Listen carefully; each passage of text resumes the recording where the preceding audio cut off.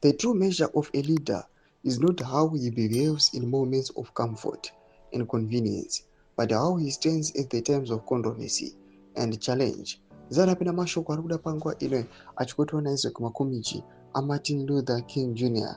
panguva ino achima-articulata kuna VP Constantino Chiwenga. Panapa toona VP Constantino Chiwenga is being attributed to this court achiti right now vanhu vese vakumhanya kuna VP Constantino Chiwenga nokuti vanoona kuti is a leader arinyatsokuonekwa kunzi this leader is a true and genuine leader. Don't about subscribe or like on the bell icon. Makomichi post a picture of VP Constantino Chiwenga and wife. So zvamuri kuona obudanyira chiti. VP Chiwenga's position towards the proposed bill shows he is the leader Martin Luther King Jr. was talking about.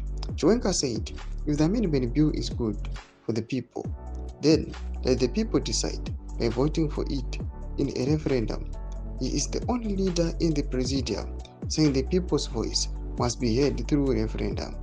Ndo mashoko anobuda panguva ine atinoona VP Constantino Chiwenga panguva ine vari kureceiva ma-attacks left, right and center nevanhu vakasiyana-siyana vaita sana Temba Mliswa panhau yekumira pachokwadi achiuya achimisa kuti no, kana mimi muchiti this is good for the people, saka hatiende zvedu kureferendum, vanhu vanodecida kutinyaswa neevidence yekuti people they are duly interested, people they duly like these amendments. Zviri kuitika panguva ino kuri kuonekwa kunzi everyone, civil society members, war veterans, retired generals, they are crying because of these constitutional amendments.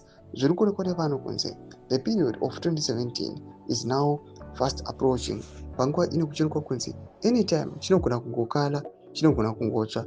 That's because vanhu vari kunyatsokuziva chokwadi and they don't want to be used. Pera comment section medu zafunguro enyu vari kudii pamusoro pechiriko ichi. So subscribe or like, chat on the bell icon.